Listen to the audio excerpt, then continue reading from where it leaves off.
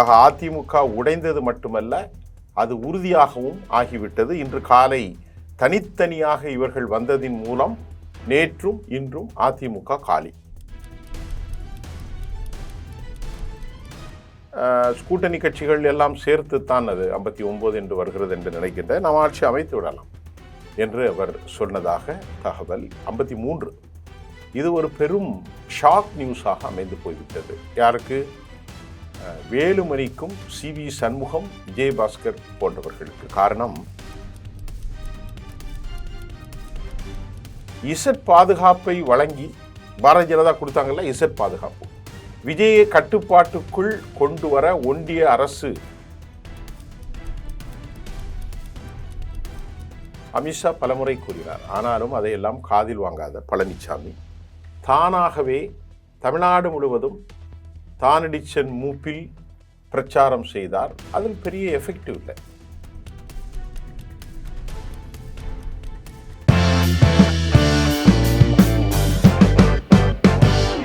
நேயர்களே, தற்போது இப்போ தமிழ்நாட்டுடைய அரசியல் களம் முற்றிலுமாக மாறுபட்டு அதிமுக காலியாயிற்று. அதிமுகவுடைய அடுத்த தலையெழுத்து எப்படி நடக்கப் போகிறது என்பதை தாண்டி வரலாற்று பெருமை மிக்க ஒரு இருமாப்பு பிடித்த தலைவர். இது எடப்பாடி பழனிசாமியால் இந்த இயக்கத்திற்கு அழிவு ஏற்படணும் என்பதுதான் இப்போ நமக்கு பார்க்குறோம். இப்போ நமக்கு கிடைத்திருக்கக்கூடிய சில முக்கியமான சோர்ஸ் மற்றும் இன்று காலை மிகப்பெரிய செய்தி களத்திலிருந்து ஒரு செய்தி நமக்கு கிடைத்திருக்கிறது. அதில் இன்றைக்கு 30 எம்எல்ஏக்களோடு சி.வி. சண்முகமும் வேலுமணியும் தாங்கள் தனி அணியாகவும், நேற்று அதிமுக 17 எம்எல்ஏக்களோடு பழனிசாமி தலைமையில் தனி அணியாகவும். ஆக அதிமுக உடைந்தது மட்டுமல்ல, அது உறுதியாகவும் ஆகிவிட்டது. இன்று காலை தனித்தனியாக இவர்கள் வந்ததின் மூலம் நேற்றும் இன்றும் அதிமுக காலி. அதில் சந்தேகம் இருக்கிறதெல்லாம் இல்லை. முதலாக நாம் அந்த செய்தியை வெளியிட்டோம். இதற்கு முன்பு தேர்தல் முடிவுகள் வந்து கொண்டிருக்கிற போதே கேட்டேன், கண்டிப்பாக இதில் ஏதாவது ரிவோல்ட் கொந்தளிப்பு வருமா என்று கேட்டேன். நம்முடைய நண்பர் ரமேஷ் சேதுராமன் அவர் ஆம், வருவதற்கான சாத்தியம் இருக்கிறது என்று சொன்னால் எனக்கு தெரியும் இப்படித்தான் இது முடியும் என்று. இப்பொழுது அவர்கள் தாவேகாவுக்கு ஆதரவளிப்பதற்கு முன்பு என்ன நடந்திருக்கிறது என்பது நாம் பார்க்க வேண்டும். சி.வி. சண்முகம் தரப்பிலும் வேலுமணி தரப்பிலும் நமக்கு சொல்லப்பட்டது என்னவென்றால், எடப்பாடி பழனிசாமி தலைமையில் ஒரு கூட்டத்தை போட்டார்கள். அந்த கூட்டத்தில் கட்சியினுடைய வெற்றி மற்றெல்லாம் பேசிவிட்டு எடப்பாடி பேசுகிறார். மிக முக்கிய மேல்மட்ட தலைவர்கள். அந்த மேல்மட்ட தலைவர்களுடைய பேச்சில் எடப்பாடி சொல்கிறார், நமக்கு ஒரு நல்ல வாய்ப்பு வந்திருக்கிறது அப்படி என்று சொல்கிறார். அது எல்லோரும் அமைந்திருக்கிறார்களாம். சி.வி. சண்முகம், வேலுமணி எல்லோருமே இருந்திருக்கிறார்கள். அதில் எடப்பாடி என்ன சொல்கிறார் என்றால், திராவிட முன்னேற்ற கழகம் அதிமுகவின் ஆட்சி அமைப்பதற்கான ஆதரவை 73 அவர்கள் வழங்க இருக்கிறார்கள். நாம் ஒரு குறிப்பாக நம்முடைய கட்சி 47 கூட்டணி கட்சிகள் எல்லாம் சேர்த்துத்தான் அது 59 என்று வருகிறது என்று நினைக்கின்ற நாம் ஆட்சி அமைத்து விடலாம் என்று அவர் சொன்னதாக தகவல். 53 இது ஒரு பெரும் ஷாக் நியூஸாக அமைந்து போய்விட்டது. யாருக்கு?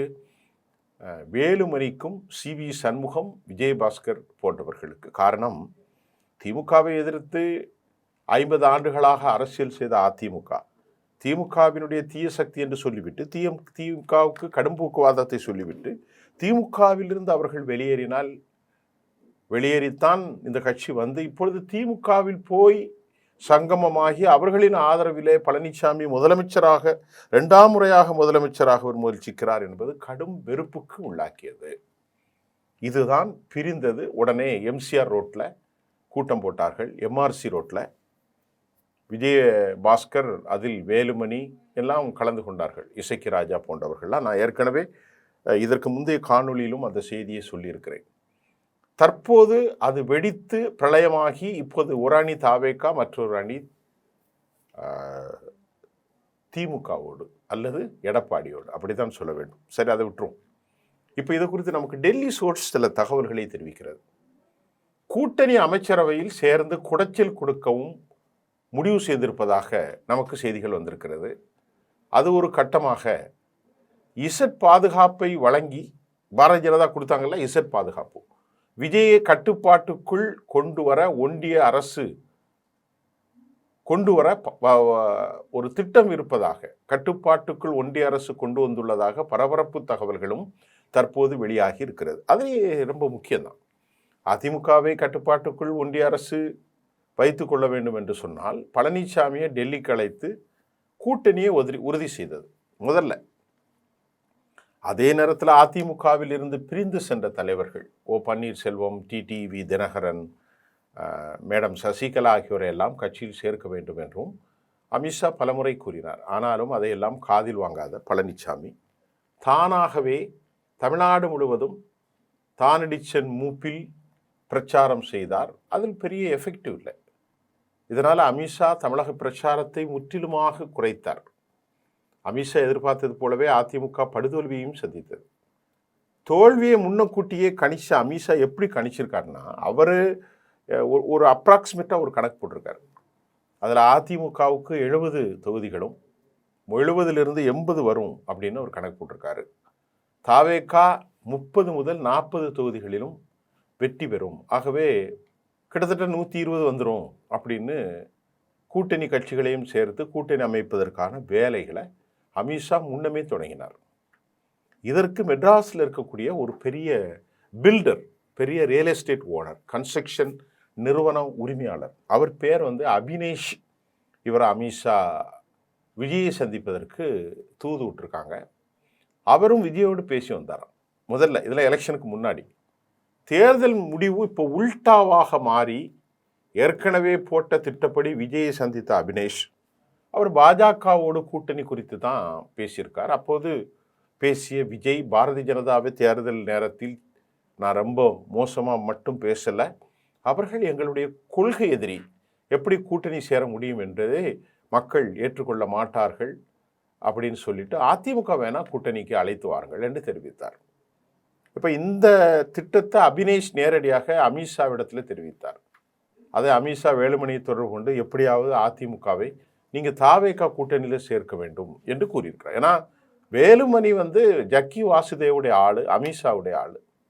ஆனால் எடப்பாடி பழனிசாமியும் தன்னை முதல்வராக அறிவித்தால் கூட்டணிக்கு தயார் என்றார். எப்படி பழனிசாமிக்கு எப்படியாவது சாவு வீட்டில் பொணமாகவும் கல்யாண வீட்டில் மாப்பிள்ளையாக இருக்கணும், தன்னை நீங்கள் என்ன செய்யணும், முதலமைச்சராக அறிவிச்சா தான் நான் வருவேன் அப்படின்னு சொன்ன உடனே அமித்ஷாட்ட சொன்னாங்க, அண்ணா இப்படி சொல்கிறாரு அப்படின்னு சொன்ன உடனே அமித்ஷா சொல்லிட்டார். அமித்ஷா விஜய் 2 பேருமே எடப்பாடி பழனிசாமியை நாங்கள் ஒருபோதும் ஏற்றுக்கொள்ள மாட்டோம் என்று மறுத்து விட்டார்கள். இந்த கருத்து வேறுபாடுக்கு அப்புறம் பழனிசாமியை ஓரங்கட்டிட்டு அதிமுக எம்எல்ஏக்களை மொத்தமாக வளைத்து தமிழக வெற்றி கழக கூட்டணியில் முடிவு செஞ்சாங்க. இதற்காக எம்எல்ஏக்களை வளைத்தார்கள். பலருக்கு பெரிய அளவில் கொடுக்க வேண்டியதெல்லாம் கொடுத்தாங்களாம். கோயமுத்தூரை சேர்ந்த லாட்ரி அதிபர் மார்டின், இவரெல்லாம் இப்போ அதிமுக பெருசாயிட்டார். கம்பெடுத்தவெல்லாம் வேட்டக்காரன் மாதிரி லீமா ரோஸ், இவர் பெரிய அளவில் பணம் உதவி செய்திருக்கிறார். இதான் எல்லாமே மேலே இருந்தானே. அதன்படி 30 எம்எல்ஏக்கள் ஆளுக்கு 50-40ன்னு கொடுத்துருப்பாங்க. ஒரு 1500 கோடி கொடுத்துருக்கலாம். இந்த ஆதரவு கிடைச்சதும் அபினேஷ் மூலம் 2வது அமித்ஷாவை தொடர்பு கொண்டு வேலுமணி கூட்டணிக்கு தயார் என்று அறிவிச்சிட்டார். வேலுமணினா பிஜேபி தான். இந்த தகவலை விஜய்க்கும் தெரியப்படுத்தியதோடு தங்கள் அணிக்கு முக்கியமான துறைகளோடு ஒரு 8லேருந்து 10 அமைச்சர் பதவி வேணும் அப்படின்னு தெரிவிச்சிட்டார்கள். இதை கூட்டணி அமைச்சரவைக்கு விஜய் சம்பாதித்து விட்டார். இப்போ தாவேகாவிட்ட இருக்கிறது 107, ஒரு காங்கிரஸ் கூட்டணியில் ஒரு 5. அதே நேரத்தில் இந்த 13 தவிர 12, 13ல் 8, 5, 13 திமுக கூட்டணியில் 2 கம்யூனிஸ்டும் சேர்ந்து 4, விடுதலை சிறுத்தைகள் 2, இந்திய யூனியன் முஸ்லீம் லீக் 2, ஆக மொத்தம் 120 கிடைத்தது. இந்த 8 எம்எல்ஏக்கள் எப்போது வேண்டாலும் நாம் ஏற்கனவே சொன்னோம் திமுகவுக்கு செல்லலாம். ஏனால் அவர்கள் என்ன சொன்னார்கள், வெளியிருந்து தான் ஆதரவு, நாங்கள் இப்போ எக்ஸிஸ்டிங் இப்போ இருப்பு எந்த நேரமும் கவிழலாம். ஏன்னா அதிமுகவிலிருந்து ஒரு அணி உடைந்து வந்தால் அவர்களை சேர்த்து கொண்டால் 137 எம்எல்ஏக்களின் ஆதரவு கிடைக்கும். இப்போ 108 + 30 138. காங்கிரஸ் ஆதரவு கூட தேவைப்படாது என்ற நிலை தற்போது உருவாகி உள்ளது. ஆனால் காங்கிரஸை கலத்த மாட்டார்கள். ஆனால் காங்கிரஸை கலத்தி விட அமித்ஷா என்ன செய்வார்? அழுத்தம் கொடுப்பார். இப்போ இந்த நேரத்தில் அமித்ஷா அழுத்தம் கொடுப்பதை தெரிந்தால் காங்கிரஸை கலத்தி விடுறதுக்கு விடுதலை சிறுத்தைகள் அனுமதிக்க மாட்டார்கள், இடதுசாரிகள் அனுமதிக்க மாட்டார்கள். நல்லா கவனித்துக் கொள்ளுங்கள். ஒருவேளை காங்கிரஸை மோசம் செய்வதற்கு டெல்லியிலிருந்து நாங்கள் அதிமுக 32 பேர் 35 பேர் வரும், காங்கிரஸை கலத்துங்கோ அப்படின்னு சொன்னால் விடுதலை சிறுத்தைகளோ இந்திய யூனியன் முஸ்லீம் லீக்கோ 2 கம்யூனிஸ்டுகளும் ஒருபோதும் அனுமதிக்க மாட்டார்கள். அவங்க மத சார்பின்மை இழுத்துருவாங்க. அப்போ டிஎம்கே கூட சேர முடியாது. அப்படி ஒரு சூழ்நிலை வரலாம். இந்த நேரத்தில் அமித்ஷாவிடமிருந்து இதுவரை விஜய் கூட்டணியில் சேர்றதற்கு எந்த உத்தரவும் வேலுமணிக்கு இன்று காலை வரை வரவில்லை. அப்படி ஒரு உத்தரவு வந்தவுடன் தான் அவர் தாவேகா கூட்டணியில் வேலுமணி தலையிலான எம்எல்ஏக்கள் சேர உள்ளார்கள். அப்படி சேரும் பட்சத்தில் தாவேகாவுடைய கூட்டணி முழுமையாக அமித்ஷாவுடைய கண்ட்ரோலில் சென்றுவிடும். விளங்காது தமிழ்நாட்டில். இப்போமே ஒரு ஜோசியரை கொண்டு அவர் என்ன போட்டிருக்கான் மனுஷன், விஜய்க்கு அரசியல் ஆலோசகராம். ஒரு ஜோசியர் அரசியல் ஆலோசகராக வந்தால் நாடு உருப்படுமா? முட்டாள்தனமான ஒரு போக்கு. அதிமுக ஆட்சியின் போது ஒன்றிய அரசினுடைய முடிவுகளை தமிழ்நாடு அரசு ஏற்றுக்கொண்டது போல் தாவேக அரசையும் ஒன்றிய அரசினுடைய முடிவுகள் ஏற்றுக்கொள்ளப்படும் என்ற நிர்பந்தத்திற்கு ஒரு கட்டமாகத்தான் விஜய் ஒன்றிய அரசினுடைய Z++ பாதுகாப்பு வழங்கப்பட்டுள்ளது. பிரதமர் மோடிக்கு அடுத்தபடியாக யூபியில் யோகி ஆதித்யநாத் போல் இவருக்கு வழங்கி இவரை கவர்ச்சிப்படுத்துவதற்கு எல்லா திட்டங்களையும் இந்த ப்ளஸ் பாதுகாப்பு 9 பேருக்கு தான் வழங்கப்பட்டிருக்கு. அதில் 10ஆவதாக இப்போ விஜய் சேர்றார். இந்த பாதுகாப்பு பெற்றவர்கள் விஜயை நினைத்த நேரத்தில் சந்திக்கவே முடியாது. விஜய் நினைத்தால் மட்டுமே அழைத்து சந்திக்க முடியும். அப்படி சந்திப்பவர்கள் குறித்து முழுமையாக Z+ அதிகாரிகள் ஆய்வு செய்வார்கள். சந்திப்பவர்கள் குறித்த முழுமையான தகவல்களை கேட்டுத்தான் பெறுவார்கள். அதன் பின்தான் சந்திக்க அனுமதிப்பார்கள். இதன் மூலம் விஜயை ஒன்றிய அரசுக்கு தெரியாமல் யாரும் சந்திக்க முடியாது. அவரும் சென்று யாரையும் சந்திக்க முடியாத சூழல் உருவாகும். அப்படியெல்லாம் அவருக்கு ஒரு உயிருக்கு ஆபத்தெல்லாம் இல்லை. இந்த பிஜேபி வேண்டுமென்றே அப்படி ஒரு விஷயம், அதாவது தங்க கூண்டில் அடைக்கப்பட்ட கிளி போல் அவரை கொண்டு வந்து விடுவார்கள் ஒன்றிய அரசு அதிகாரிகள். இதனால் எல்லா வகையிலும் விஜய் அமித்ஷாவுடைய வசமாக சிக்குப்பட்டு போவார். அது ஒரு தரித்திரம் முடிச்ச நிலையை உருவாக்கிவிடும். ஒரு அரசாங்கம் அடுத்தவனுக்கு அடிமையாக இல்லாத ஒரு நூழல் உருவாகிவிடும். அது விளங்காது அப்படி இருந்தால். இதனால் எப்போது வேண்டுமானாலும் காங்கிரஸ் மற்றும் கம்யூனிஸ்ட் கட்சிகள் கலட்டி விடப்படுவார்கள் என்கிறார்கள் பாரதிய ஜனதா தலைவர்கள். தமிழ்நாட்டு மக்கள் மேண்டேட் பாஜகவுக்கு இல்லை. பாஜகவுக்கு 900 ஓட்டை தான் போட்டு ஒரே ஒரு தொகுதியில் தான் இருக்கான். முற்றிலுமாக நிராகரிக்கப்பட்ட பாஜக புறவழி அரசாங்கத்தை எதிர்ப்பதற்கு முயற்சிக்கிறார்கள். அவர்கள் இந்த வாய்ப்பை சரியாக பயன்படுத்தி கொள்வார்களா, அல்லது மீண்டும் பாஜகவின் கைப்பாயாக இருந்து தொடர்ந்து அழிந்து போன அதிமுக நிலைக்கு வந்துவிடக்கூடாது என்பதில் விஜய் கவனமாக செலுத்த வேண்டும். மக்களோடு மக்களாக அவர் இருக்க வேண்டும். அது மட்டுமல்ல, இந்த மாதிரியாக மக்களை விட்டு அகண்டு போகிற பாதுகாப்புகள் தேவையில்லை.